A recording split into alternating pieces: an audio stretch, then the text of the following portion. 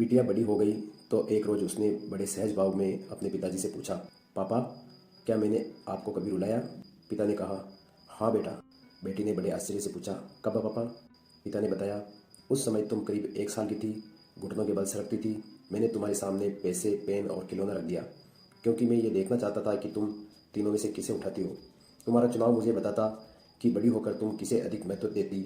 जैसे पैसे का मतलब संपत्ति, पेन का मतलब बुद्धि और खिलौने का मतलब आनंद। मैंने यह सब बहुत सहजता से लेकिन उत्सुकतावश किया था क्योंकि मुझे सिर्फ तुम्हारा चुनाव देखना था। तुम एक जगह स्थिर बैठी टुकुर टुकुर उन तीनों वस्तुओं को देख रही थी। मैं तुम्हारे सामने उन वस्तुओं की दूसरी ओर खामोश बैठा हुआ बस तुम्हें ही देख रहा था। तुम घुटनों और हाथों के बल सरकती आगे बढ़ी।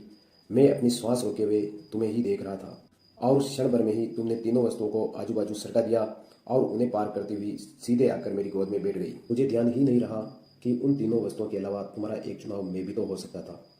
तभी तुम्हारा भाई आया और पैसे उठाकर चला गया। वो पहली और आखिरी बार था बेटा जब तुमने मुझे रुलाया और खूब रुलाया। दोस्तों, भगवान की दी हुई सबसे अनमोल धरोहर है बेटी। क्या खूब लिखा है किसी पिता ने, हमें तो सुख में साथी चाहिए, दुख में तो हमारी बेटी ही अकेली है।